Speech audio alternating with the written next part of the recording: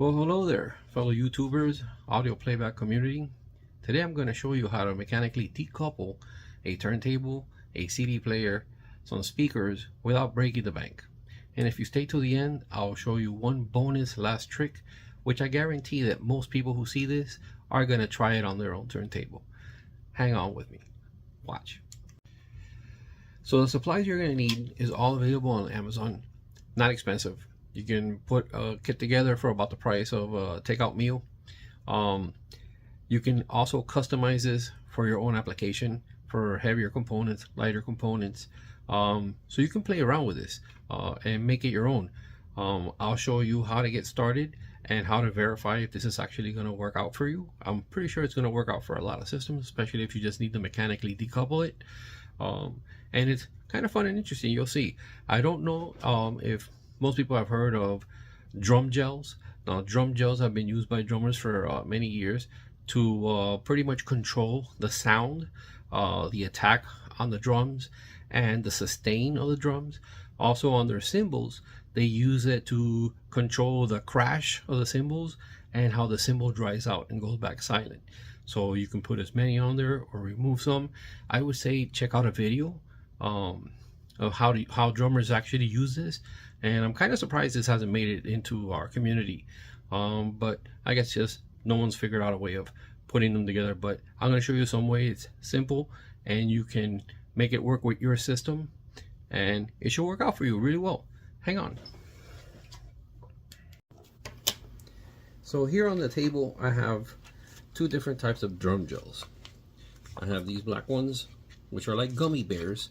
These are really soft, pliable. These are clear. They're a tiny bit stiffer, but basically they'll do the same job. They're drum gels. You stick these on the heads or the cymbals. I use these plastic discs. These are 1/8 plastic discs to sandwich this between them. Here is one example that I do have. I have one glued on there. There's a laminate on this. You can peel it off if you like. But I'm going to show you how this will decouple the sound. I'm going to use this tuning fork. And I'm going to show you the difference. The tuning fork on the table and then the tuning fork here. And then without this one disc, because this disc will resonate a little bit. But anyway. See how loud that is? Now we're going to put it on the disc. It's less sound. It's still vibrating. Now we're going to go right on here. Almost nothing transfers to the table. It's absorbed by the drum gel. Here I'm going to try a different frequency, and you can see how this, the lower frequency,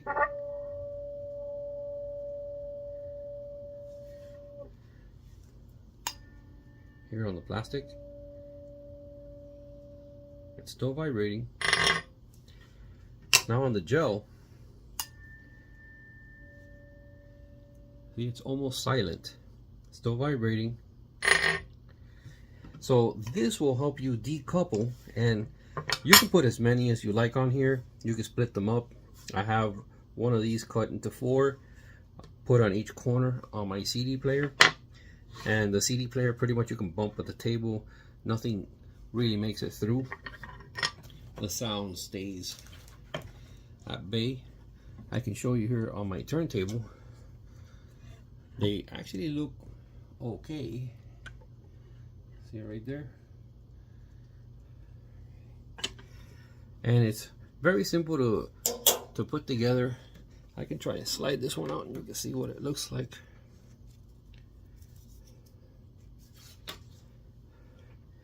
So see under the turntable, I have 3 of them, and the weight of this, so that turntable is pretty heavy. That's a 23-pound turntable. Will help remove any coupling, and pretty much the turntable will work silent. All these parts are available on Amazon. I usually buy them in a kit of either 10 I do use the 1/8, which is a little thicker. And again, you can tailor this however you want. The other thing you can also do is you can make this a double burger, a triple burger, stack them up as high as you need for more decoupling. And you'll see how the more you have, the harder it is for sound to travel through mechanically. You can put this under your speakers. So give it a try. Good luck with that.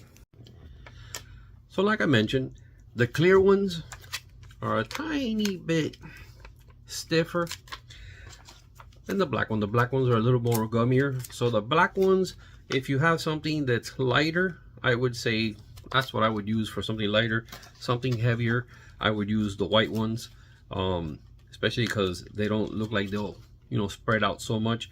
But you can play with this. I mean, you can peel them off, try them out. Don't throw these away. I would keep these. Don't discard these, because if you want to switch back, you can stick them back on here all over again and try a different configuration. Maybe you want to, you know, use a couple white ones with a couple black ones. Not white ones. I keep calling them white, but they're actually clear. They do have white ones, I believe. But you can play around with this and tailor it to your needs. If it's a CD player, speakers, turntable, something that noise is resonating up into it, I think this will pretty much maybe fix your situation. I have seen the feet that they sell for this kind of stuff is quite expensive, and you can't play around with that. Once you bought them, you install them, they either work or they don't work. But yeah, I think this will be like a fun little project, and the fact that you can play around with this, you can tailor it to your needs. Buy as many discs as you need, and again, add as many layers as you think, you know, pretty much decouple whatever it is that you're trying, either a turntable or a CD player or some speakers or any other audio device. And I think this might work out pretty well for you. In a minute, I'm going to show you what that bonus technique that I been using for a while now, and it works pretty well, especially for turntables with a dust cover. Stick around for that. So I did take the camera off the tripod for this, make it a little easier to show you. So if you do have a turntable and you have a dust cover that does resonate and make a lot of noise, like I said, these are good for drummers to pretty much tailor the drum sound and cymbals to their own needs.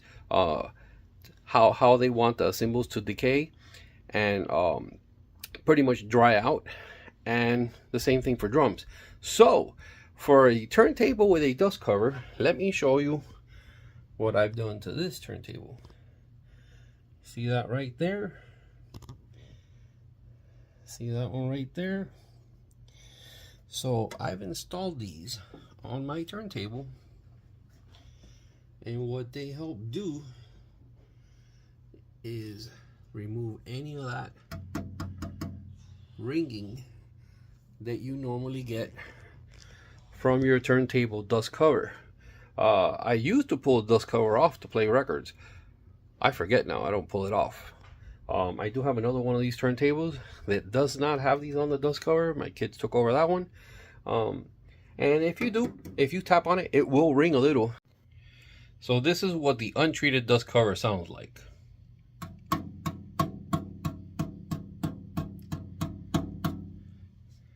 Yeah, you can hear that. Here's the other dust cover with treatment. But because these are designed for that same effect, it pretty much makes this dust cover kind of silent.